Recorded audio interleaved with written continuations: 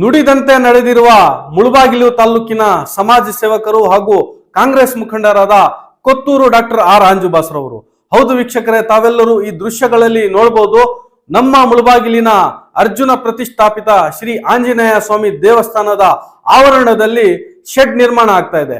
ಆ ಶೆಡ್ ನಿರ್ಮಾಣಕ್ಕೆ ಮಾನ್ಯ ಕೊತ್ತೂರು ಡಾಕ್ಟರ್ ಆರ್ ಅಂಜುಬಾಸ್ರವರು ಮೊದಲೇ ಅವರು ನನ್ನ ಕೈಲಾದಷ್ಟು ನಾನು ಸೇವೆ ಮಾಡ್ತೇನೆ ಎಂಬ ಆಶ್ವಾಸನೆಯನ್ನು ಕೊಟ್ಟಿದ್ರು. ಆ ಆಶ್ವಾಸನೆಯ ಮೇರೆಗೆ ದಿನಾಂಕ 13/1/2026 ದೇವಸ್ಥಾನ ಸಮಿತಿಯ ಅಧ್ಯಕ್ಷರಾದ ಸುಹಾಸ್ ಶೆಟ್ಟಿರವರಿಗೆ 5 ಲಕ್ಷ ರೂಪಾಯಿಗಳ ಚೆಕ್ ಅನ್ನು ಹಸ್ತಾಂತರ ಮಾಡಿದ್ದಾರೆ. ಅದೇ ರೀತಿ ಆ ಸಂದರ್ಭದಲ್ಲಿ ಅಂಬ್ಲಿಕಲ್ ಪಂಚಾಯಿತಿಯ ಮುಖಂಡರಾದ ಮಲ್ಲಿಕಾರ್ಜುನ ರೆಡ್ಡಿರವರು ಕೂಡ ಹಾಜರಿದ್ದರು ಮತ್ತು ಇತರೆ ಮುಖಂಡರು ಕೂಡ ಹಾಜರಿದ್ದರು.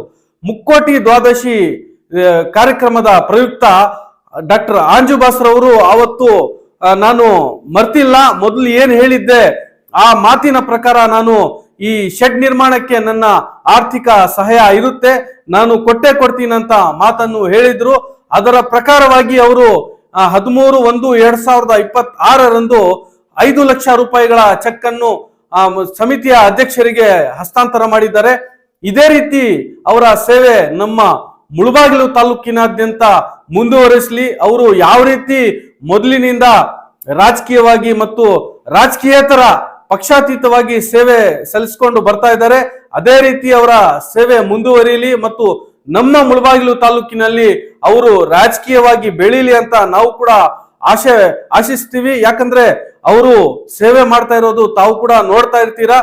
ಅವರು ಮುಂದಿನ ದಿನಗಳಲ್ಲಿ ಇನ್ನಷ್ಟು ಬೆಳವಣಿಗೆ ಆಗ್ಲಿ ಅಂತ ಮಾನ್ಯ ಕೋಲಾರ ಶಾಸಕರು ಹಾಗೂ ಮುಳಬಾಗಿಲಿನ ಮಾಜಿ ಶಾಸಕರಾದ ಕೊತ್ತೂರು ಮಂಜುನಾಥರವರು ಕೂಡ ಅವರಿಗೆ ಆಶೀರ್ವಾದ ಕೊಟ್ಟಿದ್ದಾರೆ. ಮುಂದಿನ ದಿನಗಳಲ್ಲಿ ಒಳ್ಳೆ ಸ್ಥಾನಮಾನಗಳನ್ನು ನಿಮ್ಗೆ ಕೊಡ್ತೀವಿ ಅಂತ ಅವರು ಕೂಡ ಮಾತು ಕೊಟ್ಟಿದ್ದಾರೆ. ಅದೇ ರೀತಿ ಇವರ ಸೇವೆ ನಮ್ಮ ಮುಳಬಾಗಿಲು ತಾಲೂಕಿಗೆ ಇರ್ಲಿ ಅಂತ ನಾವು ಈ ಸಂದರ್ಭದಲ್ಲಿ ಅವ್ರಿಗೆ ಅಭಿನಂದನೆಗಳನ್ನು ಸಲ್ಲಿಸ್ತೀವಿ. Thank you. ಬಂದ್ಬಿಟ್ಟು ಇದೇ ಆಂಜನೇಯ ದೇವಸ್ಥಾನಿಗೆ ಇನ್ನ ಒಂದು ನಾನು ಸುಹಾಸ್ ಅಣ್ಣವ್ರಿಗೆ ಹೇಳಿದ್ದೀನಿ, ಇಲ್ಲಿ ಮುಂದುಗಡೆ ಸೀಟ್ ಹಾಕೊಡ್ತೀನಿ ಅಂತ.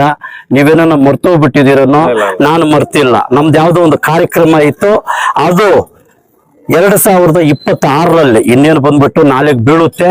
1 ತಿಂಗಳು 2 ತಿಂಗಳಲ್ಲೇ ಇಲ್ಲಿ, ಯಾಕಂದ್ರೆ ಮಾಧ್ಯಮವರ ಮುಖಾಂತರ ಹೇಳ್ತಾ ಇದ್ದೀನಿ, 100% ಆಗಿ ಹಾಕೊಡ್ತೀನಿ. ಇದು ನಮ್ಮ ಆಂಜನೇಯ ಏನು ಬೇಕೋ ನಮ್ಮ ಸುಹಾಸ್ ಸಾರ್ ಅವರು ಏನ್ ಹೇಳ್ತಾರೋ ಅದ್ರ ಪರವಾಗಿ ಮಾಡಿಕೊಡ್ತೀನಿ.